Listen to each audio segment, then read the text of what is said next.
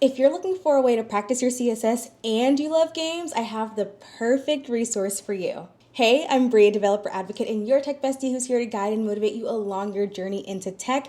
Today, I'm starting a series where I complete video game themed CSS battles because I really enjoy CSS and I want to get better at it, and I love video games. Today's target is going to be this Pokeball, so let's get started. Okay, so this is what we are starting with. CSS Battle is a code golf game, so the whole point is to recreate this image with as little code as we can, and also replicate the image as best as we can as well.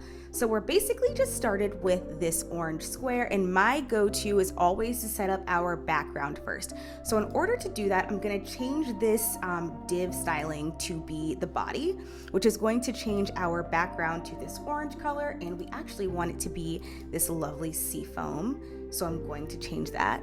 And then in order to set up some things that we are going to do later, I am just going to go ahead and make the height and width on this 100%. And then I'm going to display flex and align items to be in the center. Typing is hard. Really hard. And then also justify content center as well. So we are going to be using absolute position on some elements, but there are other elements that it'll be just nice to have them center displayed inside of our container. And then also for good measure, I'm just going to make the margin on this 0. So what we can see now mostly is that we just have like the seafoam background that we're going for. So now let's move into the top part of the Pokeball. So one of my favorite ways to do this, and I think the way that I end up doing this most often, is using pseudo-elements. Of course, with a code golfing game, the whole point is to use as few elements or as few characters in general as possible. So one of my ways to do that is to use the before and after pseudo elements on one div. So we're going to use the before pseudo element to create the top part of the Pokeball, which is like the red part, and then we're going to use the after pseudo element to create the white part. So because we're using a pseudo selector, the first thing we want to do is to position it on the page, and we're gonna use position absolute, and then we are going to set the content to be an empty string. Then we are just going to give it a little bit of height and width so I can actually see it on the page. And it may also help to give it a little bit of a background color too. So we're going to set it to this lovely pinky red color that we have going on. And now we're going to make our square a semicircle by changing the top left and the top right border radius so that it kind of curves in like this. So in order to do that, we're going to use our border radius property, and we're going to set these to 150 pixels, but we want our bottom two border radiuses to stay at 0. Now we want to move these to the center of the page, so we are going to use the transform property to translate by -50% and -50%. And we need to make a couple of little tweaks because that's not exactly where it is supposed to be. So we are going to use the top property to position it right about here. And now we can see that our square is great, but it's not necessarily wide enough. So we are going to extend it just a little bit. Oops. There we go. Okay, so that is looking good. So now we have the top part of our Pokeball. And now what we're going to do in order to get the bottom one is basically just copy and paste. And then we only have a couple of tweaks to make. The first one being that we want to use the after pseudo element. And then we're also going to change the color on this to just be white. Now, the next thing that we want to do is, because the size is already where we need it to be, it's the border radiuses that we want to change. So instead of changing the top two, we're going to change the bottom two to 150 pixels, which is going to round those bottom corners for us. And because the bottom half of the circle is a little too high for us, we want to move it down. 300 is too much. Okay, perfect. Now we have the top part of the Pokeball, the bottom part, and they are meeting in the middle. Now this is great, but since we are code golfing and we want to have as few characters as possible, let's go ahead and make a really quick refactor or a little tweak, because the code in our before and after pseudo elements, a lot of it's duplicated. So we're just going to make a selector where they can share styles. And looking to see, it looks like position absolute is shared between them. The height and width is shared between them. The content is shared between them. And our transform is also shared between them as well. Okay, perfect. This looks a little bit cleaner. Awesome. Now this is what we have so far, and I think we are a good amount of the way there. So what we're gonna start working on now is this middle stripe here. We're gonna work on the button in just a second, but let's work on this middle stripe that's going to separate the top half of the Pokeball from the bottom half. Now to do this, I'm actually going to utilize the div itself that we have. Now we've used the before and after pseudo selectors, now we are actually going to style the div itself. And always, we're gonna start with giving it just a little bit of width and height so we can actually see it. And we are going to change the background to be just this background color that we have here. Okay, so when we added this div and gave it some height and background, we can see that it is showing up behind our Pokeball, which is not where we want it to be, because we want this stripe to sort of be on the front layer. So we can start to fix this by giving our pseudo elements a z-index of -1 to move them backwards.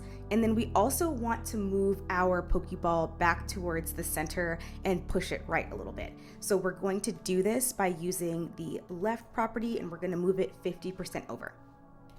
And perfect. Now we can see our square is there and it's showing up on top of the Pokeball where we want it to be. Now let's go ahead and adjust the height and width.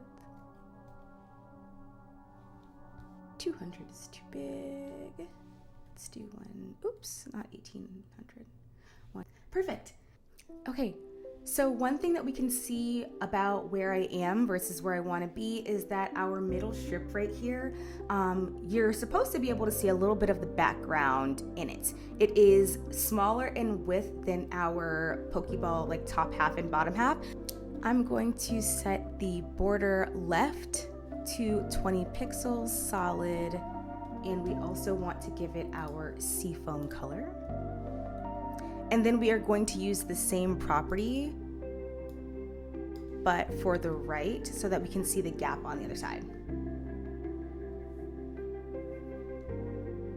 And that looks almost perfect. Now we can start thinking about the button that we have towards the middle.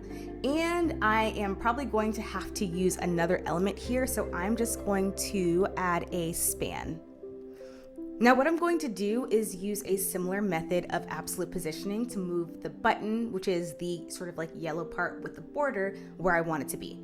So I'm going to start with positioning the button to be absolute, giving it content of an empty string, a little bit of height and width as always.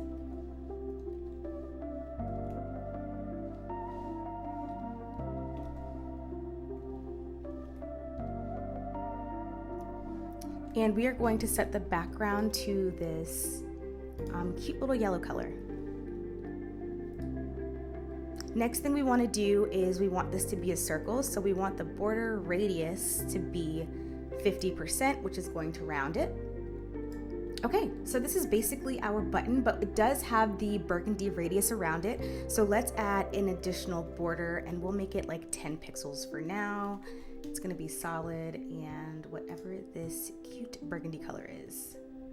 Okay, so now it's looking like that button, but it needs to be smaller and it needs to be moved into position. So let's start by like making this half the size where it's gonna be 50 pixels instead. That looks good, I'm thinking. So now let's use the top and left properties to shimmy it into place. So let's start with 100 and 100. It needs to go right more. So this is what we have so far, and it looks really close to the original that we're going for. So let me just check to see if there's anything that I can adjust or remove or maybe combine. That's actually one of my favorite parts about CSS Battles is I'm always finding out about like different shorthands that you can do. Let me do that, and then I will check in with you in a split second. Okay, so it does pretty much, like I said, look the same. I did make a couple of tweaks. I am gonna remove the height and width and also the flex properties on the body. And because I did that, I needed that strip in the middle to be placed properly. So I am just adding a margin on that because it was less characters. So now that I pretty much have everything in place, let's make it ugly and all squished together. We're starting at 974 characters to 617 characters. I feel like there probably is a way that is more effective in terms of characters to do this, but let's see. I'm going to go ahead and submit, and okay. Ooh, I have a 99.9% match, and I got a 596 for a score, and I guarantee you I know exactly why it's only 99.9. There is this very small, minute shift where I feel like I was trying to figure out if it should go down or right a little bit more, but I couldn't quite get that 100% where I wanted it to be. So let's see what people's scores were in comparison. Oh wow, a lot of people were able to do it in 150 characters or less. So there is definitely something here that I am missing.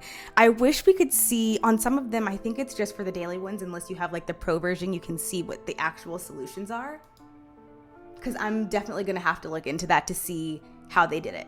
But that's my favorite part of CSS Battle is there are so many different ways in order to create like the same image or the same thing. And 99.9% isn't too bad. So that was awesome. I really enjoy doing these CSS battles, and if you're interested in doing this one, I'm going to leave the link in the description where you can do it as well. I really like these because it makes me better at CSS, and I just feel like it's the most fun and creative outlet where you're actually practicing CSS and it doesn't even feel like it. So if you enjoyed this video or you just had a fun time hanging out with me today while I completed a CSS battle, please feel free to like and subscribe. And if you do this CSS battle, let me know in the comments what your score was. And until next time, happy coding!